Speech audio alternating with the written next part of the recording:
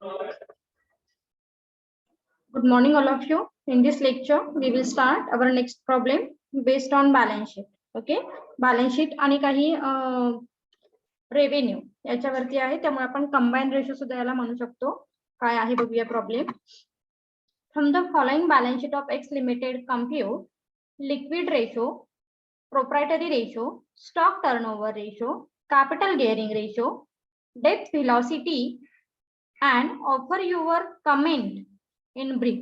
म्हणजे कमेंट सुद्धा इथे तुम्हाला विचारलेले आहे. ओके, आपल्याला काय करायचं आहे, जे बॅलन्स शीट बेस रेशो आहे ते फर्स्ट ऑफ ऑल कॅल्क्युलेट करावे लागतील आणि त्याच्यानंतर तुम्हाला काही ऍडिशनल इन्फॉर्मेशन सुद्धा दिलेली आहे. बघूया काय आहे. बॅलन्स शीट आधी रीड करा. काय आहे balance sheet as on 31 March 2014. Liability मध्ये दिलेली आहे preference share capital, equity share capital, reserve, secured loan, current liability and provision. Okay, then asset मध्ये दिलेले आहे fixed asset, stock, sundry debtors, advance income tax, cash at bank. Okay, these are asset and these are liability. Additional information काय दिलेली आहे बघूया. Total sale during the year was ₹77,66,000. ओके, sales during दिलेला आहे इयरचा 77,76,000 इन्क्लुडिंग कॅश सेल्स.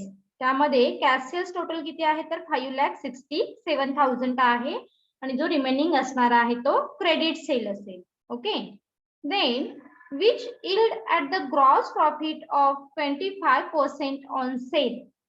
आणि आपण काय करणार आहोत, टोटल जो सेल आहे त्यावरती 25% जी अमाऊंट असेल this is called the gross profit. आपण त्याला ग्रॉस प्रॉफिट म्हणू शकतो. Okay, then the stock on 31st March 2013 was ₹4,32,000. Okay, म्हणजे क्लोजिंग स्टॉक तुम्हाला किती दिलेला आहे. The stock on 31st March म्हणजे लास्ट इयरचा क्लोजिंग, नेक्स्ट इयरचा ओपनिंग असणार आहे. ओके, सो काय असेल तो 31st मार्च 2013 अमाऊंट आहे 4,32,000. Then assume for your working 360 days for the year. आता ही जी ऍडिशनल इन्फॉर्मेशन आहे ही तुम्हाला स्टॉक टर्नओव्हर रेशो हा आपण आज नवीन लर्न करणार आहोत. देन डेटर व्हेलॉसिटी रेशो. ओके, हे तुमच्यासाठी आजचे नवीन रेशो असणार आहेत आणि यासाठी ह्या ऍडिशनल इन्फॉर्मेशनची हेल्प होईल. Okay, so let's start. Solve करायला सुरुवात करूया आपण. कोणते सांगितलेले आहेत. लिक्विडिटी रेशो आहे फर्स्ट. लिक्विडिटी रेशो जरी फर्स्ट विचारला असेल तरी सुद्धा आपण आधी काय करूया, एक मिनिट.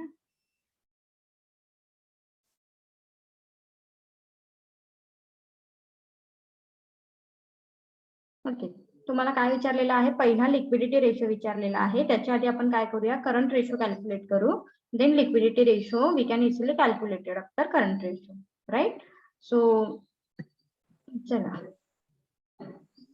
करंट रेशोचा फॉर्म्युला काय आहे, current asset divided by current liability. Okay, आता एक लक्षात ठेवा, प्रॉब्लेम मध्ये जर तुम्हाला कुठेही सांगितलेलं नाहीये की ड्रॉ व्हर्टिकल बॅलन्स शीट, तर तुम्हाला डिटेल कॅल्क्युलेशन काय असणार आहे तिथे एक्सपेक्टेड असते. ओके, सो करंट रेशो आधी आपण कॅल्क्युलेट करून घेऊया.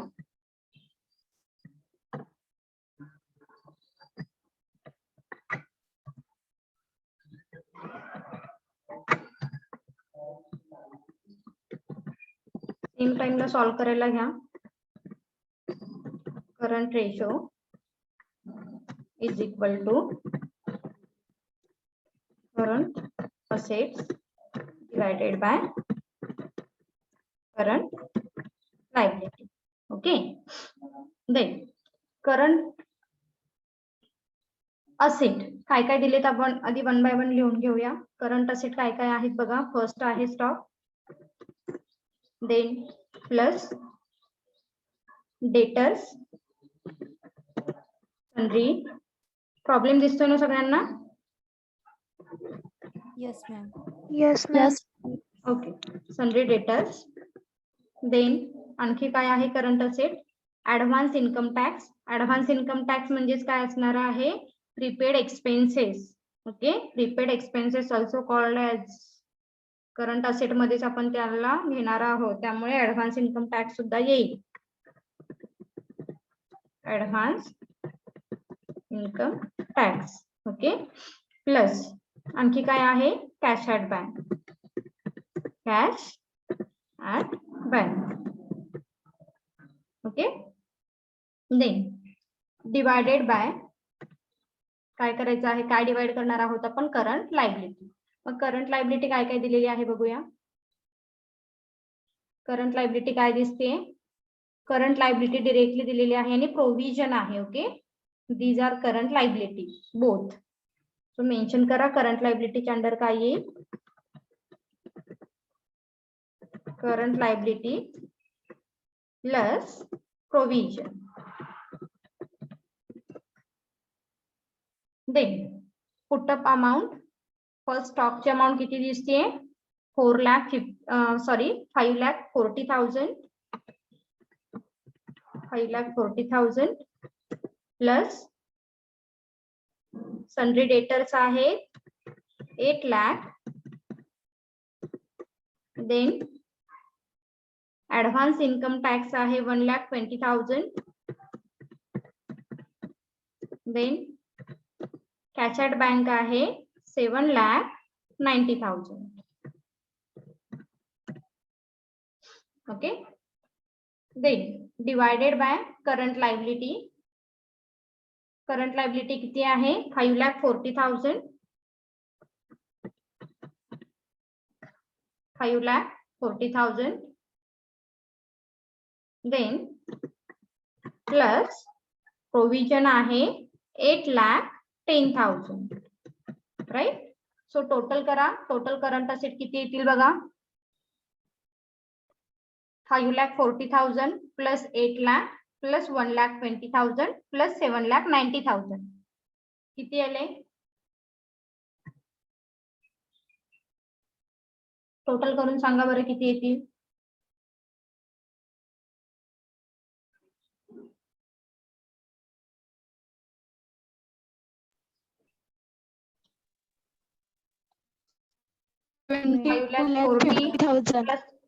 हा सांगा आन्सर किती आले, 22 तर का चॅट बॉक्स मध्ये मेसेज या, आवाज येत नाहीये.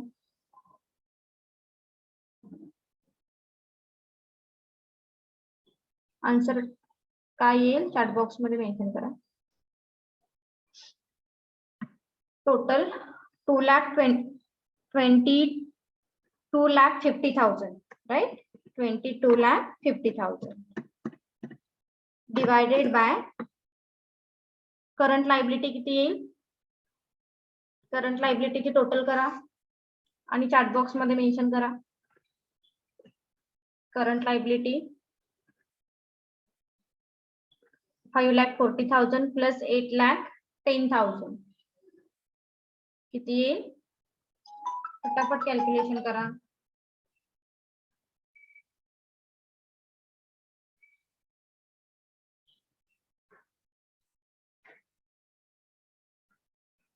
अरे कॅल्क्युलेशन करायला इतका वेळ लागतो. 5,40,000 हा 13,50,000 राईट. 13,50,000. हा आता फायनल आन्सर किती येईल बघा बरं. फायनल आन्सर रेशो किती मिळेल तुम्हाला, फायनल 1,50,000 डिवायडेड बाय 13,50,000 रेशो काय मिळेल, 1.67 राईट. 1.67. आपण आन्सर मध्ये कसं लिहितो, 1.67:1. 1.67:1. Okay. Is it clear. Yes, ma'am. Okay. आपण डिटेल मेन्शन केलेला आहे. त्याच्यानंतर आपण आता सॉल्व्ह करणार आहोत क्विक रेशो. क्विक रेशो घ्या सॉल्व्ह करायला.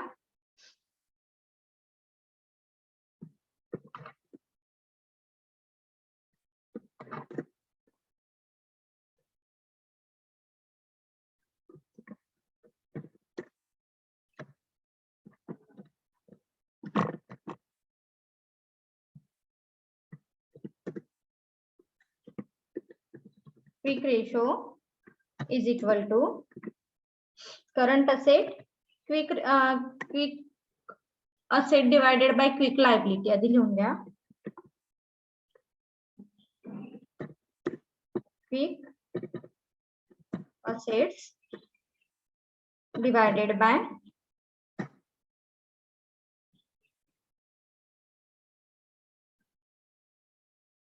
quick liability. ओके, मग क्विक असेट म्हणजेच काय म्हणतो आपण, current asset minus stock. Okay, आता काही तुम्हाला बुक मध्ये current asset minus stock minus prepaid expenses हा सुद्धा फॉर्म्युला बघायला मिळेल. काही बुक मध्ये तुम्हाला current asset minus stock okay असेही बघायला मिळेल. सो आपण काय करणार आहोत, current asset minus stock okay consider करणार आहोत. So quick asset means current assets minus stock divided by current liability minus bank overdraft. Okay, आता प्रॉब्लेम मध्ये बँक ओव्हरड्राफ्ट दिलेलाच नाहीये त्यामुळे काही प्रॉब्लेम नाही, नील आपण मेन्शन करू शकतो. चला पुटअप करा. आपण करंट असेट डिरेक्टली कॅल्क्युलेट केलेले आहेत वरती, त्यामुळे ऍज इट इज अमाउंट घेतलात तरी चालेल. कारण टोटल करंट असेट किती होते, 22,50,000 मायनस स्टॉक. मायनस स्टॉकची अमाउंट किती आहे बघा, 5,40,000. 5,40,000 आहे ना, किती आहे, Yes, ma'am. 5,40,000 मायनस करा त्यामधून 5,40,000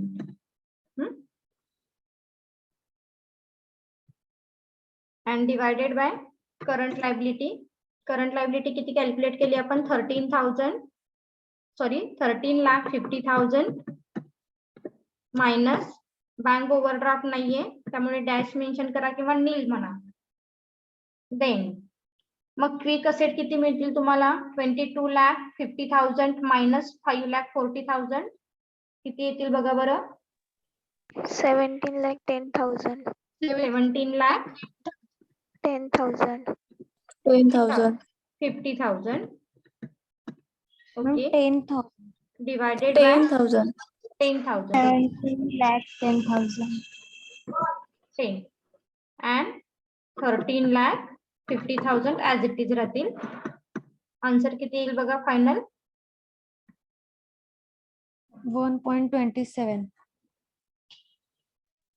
क्विक रेशो किती मिळेल, 1.27. 1.27 1.27:1. Okay, is it clear, quick ratio? Yes, ma'am. Yes, ma'am. Okay, Yes, ma'am. चलो नेक्स्ट रेशो काय विचारलेला आहे, प्रोप्रायटरी रेशो. प्रोप्रायटरी रेशो आपण कॅल्क्युलेट करूया. प्रोप्रायटरी रेशोचा फॉर्म्युला काय आहे, proprietary ratio is equal to proprietor funds divided by total asset into 100. Okay, बरं आता प्रॉब्लेम मध्ये प्रोप्रायटर फंड्स काय काय दिलेलं आहे बघूया आपण. टोटल असेट काय आपल्याला माहिती आहे, डिरेक्टली आपण टोटल असेटची ही टोटल घेऊ शकतो 34,50,000. ओके, डिरेक्टली आपण घेऊ शकतो असेटची टोटल, पण प्रोप्रायटर फंड्स आपल्याला कॅल्क्युलेट करावं लागेल, राईट. आणि प्रोप्रायटर फंड्स मध्ये काय येतं, फर्स्ट येणार आहे preference share capital, then equity share capital and reserve. Okay, हे 3 पार्ट असणार आहेत तुमचे प्रोप्रायटर फंड्सचे. ओके, सो चला कॅल्क्युलेट करा. Proprietor funds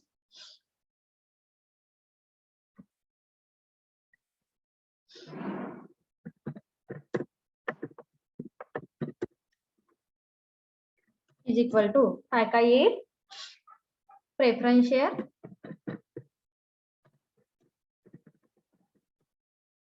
plus equity share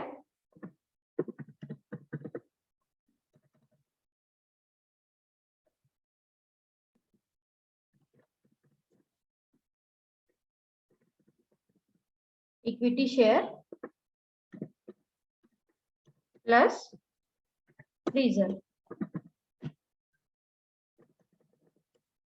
okay, and divided by total asset मध्ये सगळे झाले as it is total assets. Put up करा वन बाय वन. प्रेफरन्स शेअरची अमाऊंट किती आहे चेक करा प्रॉब्लेम मध्ये.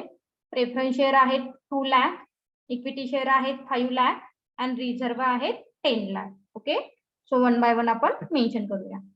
Preference share 2 lakh. एक मिनिट आहे, amount put up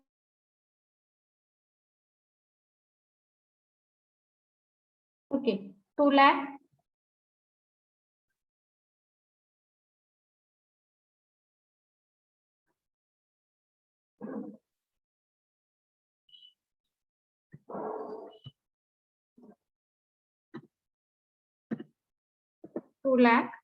plus equity share किती आहे 5 lakh. 5 lakh. Right. Then reserve किती आहे 10 10 lakh. lakh.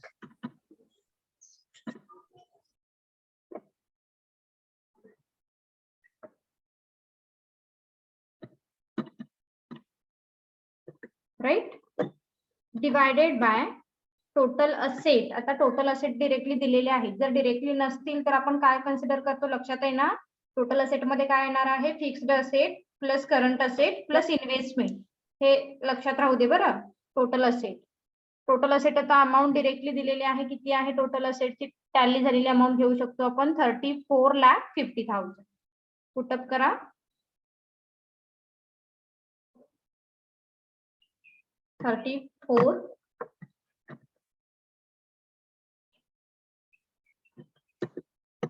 34,50,000.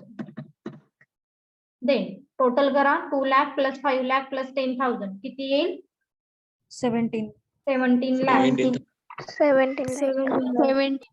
17 lakh divided by 34,50,000 into 100 राहिले आपले. इंटू 100. इथे पण वरती इंटू 100 फॉर्म्युलाची इथे मेन्शन करून ठेवा. आणि आन्सर सांगा मला पर्सेंटेज मध्ये किती येतील.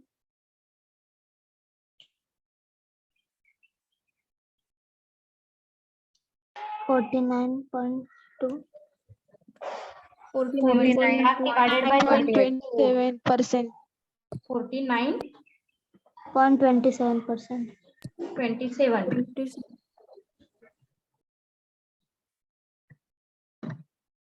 Right. Yes, ma'am. Yes, ma'am. चलो नेक्स्ट रेशो काय आहे. एक मिनिट. प्रोप्रायटरी रेशो झाला. दे स्टॉक टर्नओव्हर रेशो आपण नवीन कॅल्क्युलेट करणार आहोत या प्रॉब्लेम मध्ये. Stock turnover ratio.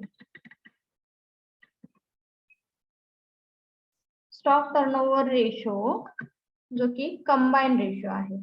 Okay, so आपण यामध्ये काय करतो cost of goods sold formula लिहून घ्या. Cost of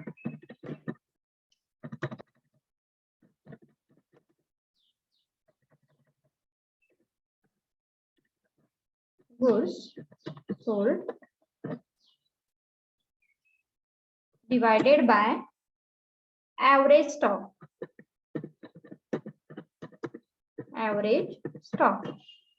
okay, cost of goods sold divided by average stock. आता कॉस्ट ऑफ गुड्स साठी आपल्याला काय एक्सपेक्टेड असतं तर ट्रेडिंग अकाउंट, ज्यामध्ये आपण काय करतो opening stock plus purchases plus wages minus closing stock. Right. पण आता प्रॉब्लेम मध्ये आपल्याला ट्रेडिंग अकाउंट दिलेला आहे का नाही, तर काय दिलेलं आहे फक्त ऍडिशनल इन्फॉर्मेशन दिलेली आहे. आणि हे ऍडिशनल इन्फॉर्मेशनचा यूज करून आपण cost of goods sold and average stock काय करणार आहोत तर कॅल्क्युलेट करणार आहोत. ओके, बरं काय सांगायचं आहे कॉस्ट ऑफ गुड्स सोल्ड जेव्हा आपण कॅल्क्युलेट करतो त्यासाठी त्याला आणखी एक फॉर्म्युला दिलेला आहे. कॉस्ट ऑफ गुड्स सोल्ड म्हणजेच काय, तर सेल्स मायनस ग्रॉस प्रॉफिट. लक्षात ठेवा, cost of goods sold that means sales minus gross profit. Gross profit. आता हे केल्यानंतर तुम्हाला कॉस्ट ऑफ गुड्स सोल्डची अमाऊंट मिळेल. आणि ऍव्हरेज स्टॉक म्हणजे काय हे आपण आधी इथे बघूया.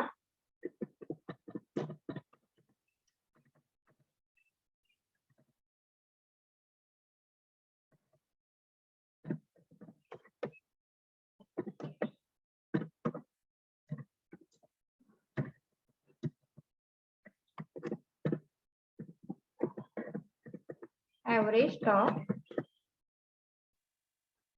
is equal to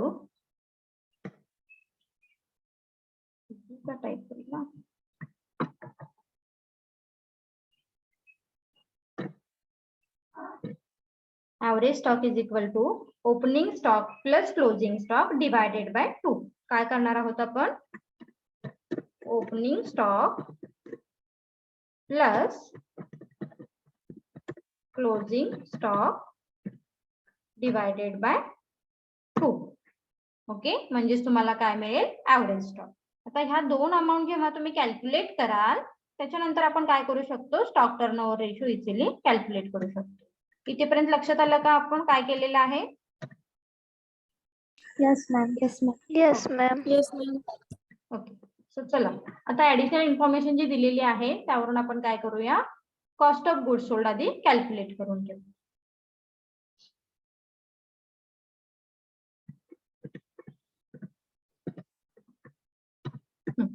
सेल्स दिलेला आहे. काय सांगितलेलं आहे, total sales during the year 77,76,000. Okay, put up करून घ्या. आणि जीपी कसं आपण कॅल्क्युलेट करणार आहोत, जीपी 25% ऑन सेल आहे. ओके, सो जीपी काय आहे, 25% ऑन सेल आहे. पुटअप करा. फर्स्ट सेल्सची अमाऊंट दिलेली आहे 76,76,000. ओके, मायनस काय करणार आहोत आपण, जीपी. जीपी तुम्हाला कॅल्क्युलेट करून घ्यावा लागेल. That means 77,76,000 into 25%.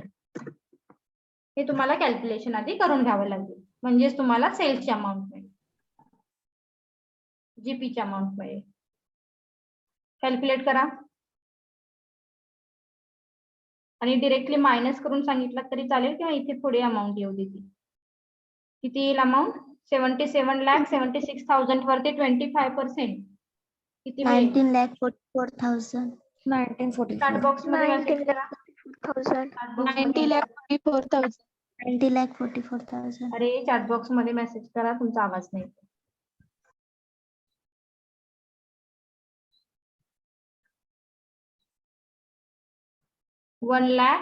नाही 19,44,000 राईट. Yes, ma'am. म्हणजेच पुढची स्टेप काय होणार आहे तुमची, 77,76,000 मायनस 19,44,000 राईट ना. Yes, ma'am. Okay, Yes, ma'am. आता कॉस्ट ऑफ गुड्स सोल्ड किती मिळेल टोटल, 77,76,000 मायनस 19,44,000. 58,32,000. 58,32,000. ओके, इथे मी मेन्शन करते 58,32,000 ना. Yes, ma'am. Okay, Yes, ma'am. Yes, ma'am. एक मिनिट.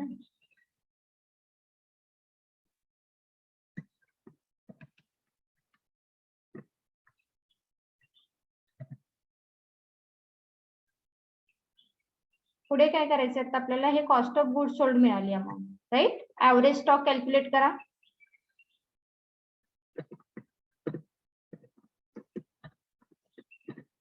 ऍव्हरेज स्टॉक मध्ये आपण काय बघितलं होतं, ओपनिंग स्टॉकची अमाऊंट किती आहे. ओपनिंग स्टॉक तुम्हाला ऍडिशनल इन्फॉर्मेशन मध्ये दिलेली आहे. ओके, लास्ट इयरचा क्लोजिंग, नेक्स्ट इयरचा ओपनिंग. सो ओपनिंग स्टॉक किती आहे amount,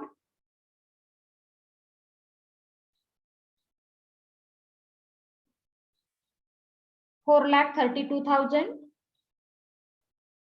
Then 5,40,000 divided by 2. Okay, average stock calculate करायचा आहे तुम्हाला. 5,40,000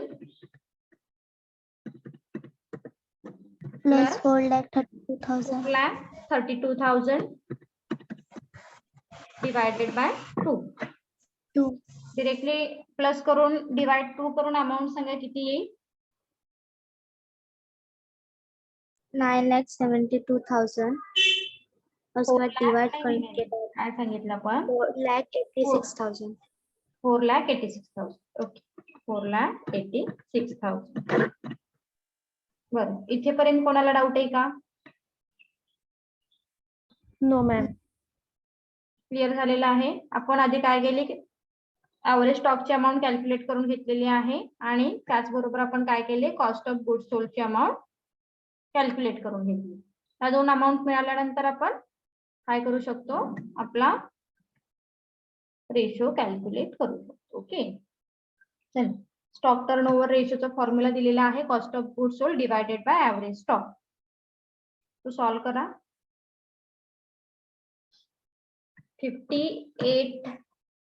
58,32,000 divided by average stock 4,86,000. Answer किती येईल बघा, 12.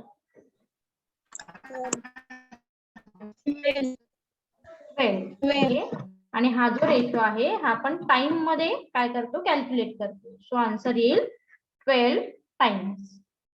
आन्सर काय मिळेल तुम्हाला, 12 times. Is it clear. Yes, ma'am. Yes, ma'am. Okay, good. Yes, ma'am. आपल्याला काय करायचं आहे, पुढे डेटर व्हेलॉसिटी रेशो काय करणार आहोत, आपण कॅल्क्युलेट करणार आहोत.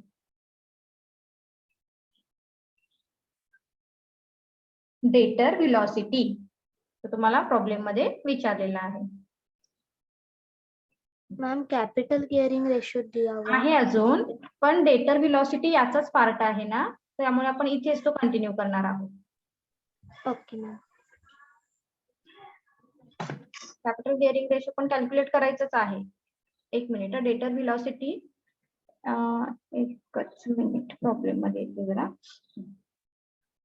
डेटर व्हेलॉसिटी सेपरेट आपण कॅल्क्युलेट करू शकतो, बट त्याचबरोबर आपल्याला काय करायचं आहे, हा जो ही जी ऍडिशनल इन्फॉर्मेशन दिली आहे ना, assume you were working 360 days for the year, म्हणजे तुम्हाला जेव्हा डेटर स्टॉक टर्नओव्हर रेशो तुम्ही कॅल्क्युलेट करताय तो टाइम मध्ये आला आणि तोच काय करायचा असतो, आपल्याला डेज मध्ये कन्वर्ट करायचा असतो, स्टॉक व्हेलॉसिटी म्हणून. Okay, stock velocity. सो काय सांगते बघा, जेव्हा प्रॉब्लेम मध्ये स्टॉक टर्नओव्हर रेशो विचारलेला असतो, कंपल्शन नाहीये की तुम्ही तो पुढे गेला पाहिजे, पण जर तुम्हाला स्पेशली मेन्शन केलं की तुमचे वर्किंग डेज किती आहे, 360 किंवा 365 डेज, तर मग तुम्ही काय करा, ऍडिशनल तिथे स्टेप ती कंप्लीट करा. सिंपल आहे, त्यामध्ये काय हार्ड नाहीये. फक्त आपण काय करतो, स्टॉक व्हेलॉसिटी कंटिन्यू करा. Stock velocity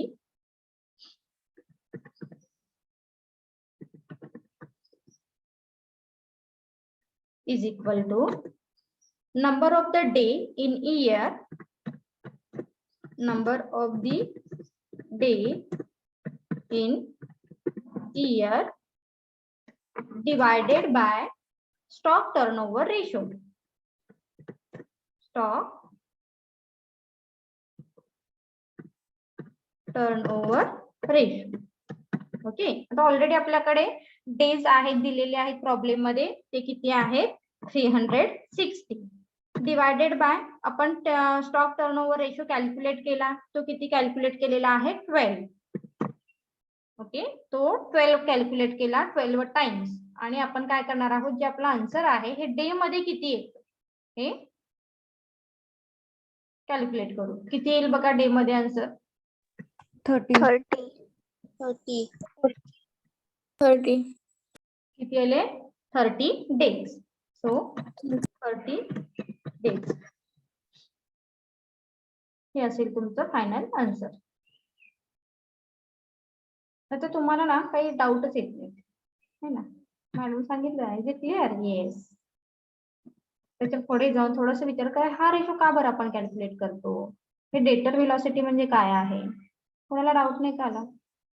stock turnover ratio म्हणजे काय, एवढंच माहिती आहे. It is the relationship between two concept है ना.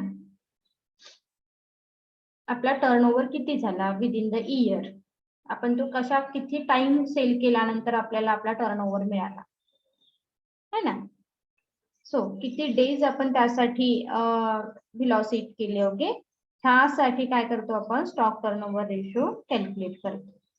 म्हणजे लास्ट इयरचा स्टॉक किती होता, करंट इयरचा स्टॉक किती होता, मग आपण ऍव्हरेज स्टॉक किती सेल केला, हे रिलेशन आपण काय करतो यामधून फाइंड आउट करतो. ओके, स्टॉक टर्नओव्हर ह्या वर्डिंग वरूनच लक्षात घ्या स्टॉकचा टर्नओव्हर कसा होता. मग टर्नओव्हर काढताना फक्त तो करंटचाच असायला पाहिजे असं नाही, म्हणून आपण क्लोजिंग स्टॉक पण त्यामध्ये कन्सिडर करतो, ओपनिंग स्टॉक आणि टोटल ऍव्हरेज स्टॉक कॅल्क्युलेट करतो.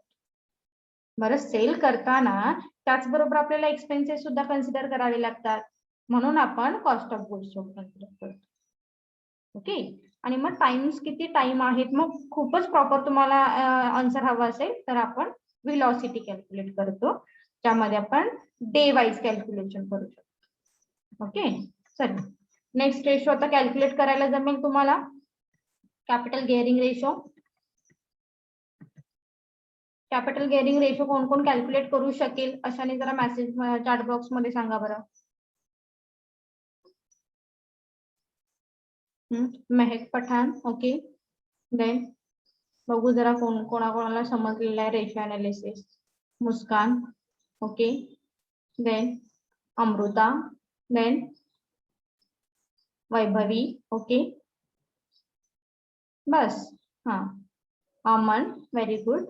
सानिया, देन अंकिता, अस्मिता, चिराग, तुमचं काय, दीक्षिता, हिमाली, इकरा, मिहिर, निखिल, नितेश. काही डाऊट असेल तर तुम्ही विचारू शकताय,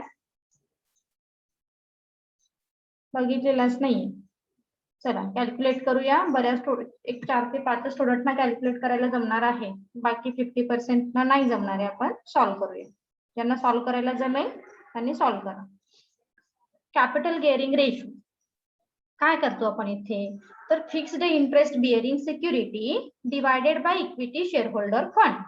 तुम्हाला एक टॅक्स काय सांगितली होती, टेक्निक्स, ज्या सिक्युरिटीवरती आपल्याला इंटरेस्ट पे करावा लागतो ती सिक्युरिटी आपण काय करतो, कन्सिडर करतो है ना. That means fixed interest bearing security. Problem मध्ये या. ओके, इकडे प्रेफरन्स शेअर वरती आपल्याला काय करावं लागणार आहे, इंटरेस्ट पे करावा लागतो. सो प्रेफरन्स शेअर एक येईल आणि त्याच्यानंतर काय येणार आहे बरं, बॉरो फंड, लोन फंड आपण कन्सिडर करतो. तर सिक्युअर्ड लोन ज्यावरती सुद्धा आपल्याला आणि एक टेक्निक काय सांगितली होती की बेसिकली जर प्रॉब्लेम मध्ये एखाद्या सिक्युरिटीवरती इंटरेस्टचा रेट दिलेला आहे ती कन्सिडर करा, पण आता बऱ्याच वेळी प्रॉब्लेम मध्ये इंटरेस्टचा रेट पण दिलेला नाहीये. सपोज हाच प्रॉब्लेम तुम्हाला एक्झामला विचारला तर तुम्हाला लक्षात आलं पाहिजे, अरे हा प्रेफरन्स शेअर वरती पण आपण काय करतो, आपल्याला इंटरेस्ट पे करावा लागणार आहे, फिक्स्ड इंटरेस्ट बिअरिंग सिक्युरिटी आहे. देन सिक्युअर्ड लोन वरती पण आपल्याला काही ना काहीतरी इंटरेस्ट हा पे करावा लागेल, राईट. That means